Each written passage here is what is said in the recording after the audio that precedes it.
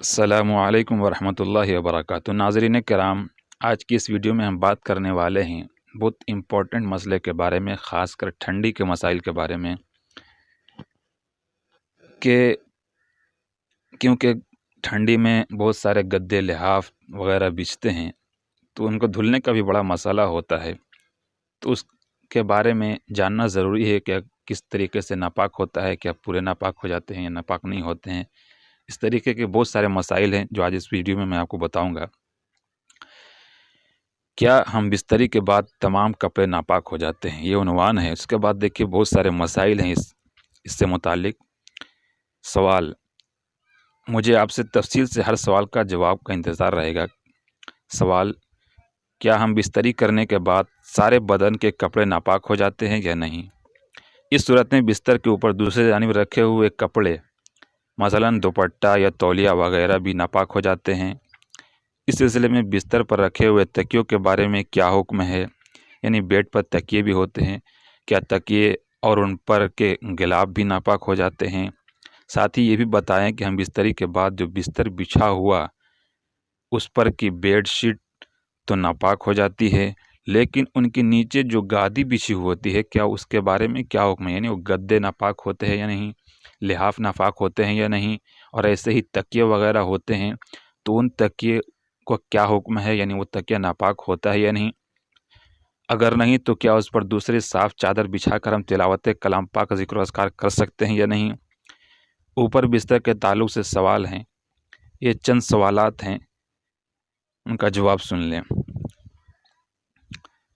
Bedsheet के जिस हिस्से पर, यानी आप अगर हम बिस्तरी करते हैं तो उस वक्त जो हिस्सा नापाक होता है वही नापाक होगा। बेडशीट या फिर तकिया या गद्दा, लिहाफ, ये सब नापाक होना ज़रूरी नहीं है। यानी हम बिस्तरी करने से ये सब नापाक नहीं होता है, जैसा कि बाज़ लोगों का ख़्याल है। वो समझते हैं कि बेड पर जितनी भी चीज़ें हैं सब नापाक हो जाते हैं, हालांकि ऐसा नहीं है। बेडशीट के जिस हिस्से पर नापाकी लगी बस उतना हिस्सा नापाक होगा। उस हिस्से को धोकर पाक कर लिया तो बस पूरा बेडशीट पाक रहेगा। अगर गादी पर कुछ नापाकी नहीं लगी तो नापाक ना होगी। ज़ाहिर सी बात है, जब गद्दे पे और लिहाफ पे नापाकी नहीं लगी तो वो क्यों नापाक होगी। अगर चादर पे भी नापाकी नहीं लगी तो वो भी नापाक नहीं है। हाँ, अगर चादर पे बेडशीट पे लग गई है तो नापाक हो जाएगी, लेकिन एक बात याद रखें कि वही जगह नापाक होगी जहाँ पे नापाकी लगी है। अगर चादर वगैरह पर नापाकी लग गई और खुश्क हो गई, अगरचे वो हिस्सा तो नापाक होगा, मगर उस पर पाक चादर बिछा ली जाए तो उस पर तिलावत कुरान करीम और ज़िक्र अज़कार सब करने की गुंजाइश होगी। यानी आप बेडशीट बिछा रखे हों, वो नापाक हो गया है और वो खुश्क हो गया, अब उसके ऊपर दूसरी चादर बिछा लेते हैं तो अब उसके ऊपर अगरचे नीचे जिस पे नापाकी लगी है वो नापाक है, लेकिन ऊपर कुछ बिछा कर आप ज़िक्र अज़कार भी कर सकते हैं, तिलावत भी कर सकते हैं, कोई हर्ज नहीं है।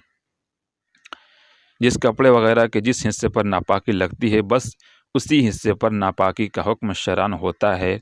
पूरे कपड़े वगैरह को नापाक करार नहीं दिया जाता, और जब उस हिस्से को धोकर पाक कर लिया जाए तो बस कपड़ा वगैरह पाक हो जाता है।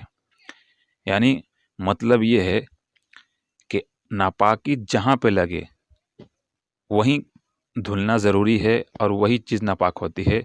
पूरे बदन के कपड़े या पूरे बेडशीट के कपड़े या फिर पूरे बेड के गद्दे, तकिए, लिहाफ, ये सब पूरे नापाक नहीं होते हैं। तो इस मसले को समझें, बहुत इम्पोर्टेंट मसला है। बहुत सारे लोग इसमें कंफ्यूज रहते हैं और पता नहीं, वो समझते हैं कि हमारे सारे गद्दे, तकिए, लिहाफ सब नापाक हो गए हैं तो इसलिए हमें नमाज नहीं पढ़ना चाहिए। तो इस मसले को ज़रूर समझ लें और जहाँ तक हो सके शेयर करें। मसला बिल्कुल अच्छी तरह समझे कि अगर गद्दे, बेड, लिहाफ, गद्दे, तकिए वगैरह पर नापाकी नहीं लगी है तो बिल्कुल नापाक नहीं होगा। वही जगह नापाक होता है जहाँ पे नापाकी लगी हो। तो इस मसले को बिल्कुल अच्छी तरह समझें और शेयर करें। अस्सलामु अलैकुम वरहमतुल्लाहि वबरकातुहू।